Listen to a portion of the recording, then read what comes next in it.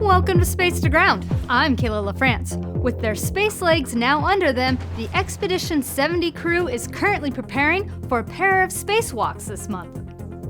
On October 12th, NASA astronaut Laurel O'Hara and ESA astronaut Andy Mogensen will team up and exit through the station's Quest airlock, where they will replace a high-definition camera on the port truss of the station and conduct other maintenance work to prepare for future spacewalks to upgrade the station's alpha magnetic spectrometer.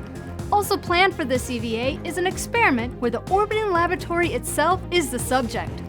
The spacewalkers will traverse the exterior of the station to collect samples on the surface of the modules. These samples will be returned to the ground for analysis to see if microorganisms are released and survive outside of the station. Microorganisms like bacteria and fungi live on and around humans. And before explorers search for life elsewhere, investigators look to identify the microorganisms that may be transported with crew members into space. The samples will be taken near life support system vents to examine whether the spacecraft releases microorganisms, how many, and how far they may have traveled. This research could help determine whether changes are needed to crewed spacecraft, including spacesuits, used to explore destinations where life may exist now or existed previously, and to limit the spread of human contamination as we move beyond low Earth orbit and on to Mars.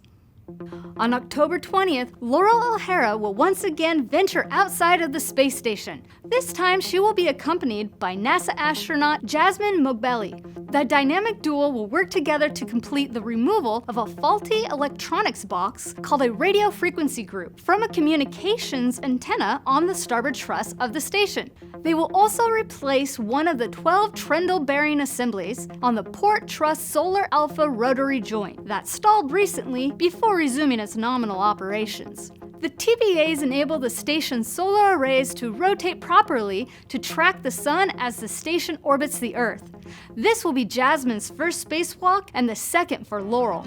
As always, live coverage will be provided for both spacewalks, so follow us on social media or watch it on NASA television, the NASA app, or the agency's website. You won't want to miss it. And that's Space to Ground for this week. Thanks for watching. We'll see you next week.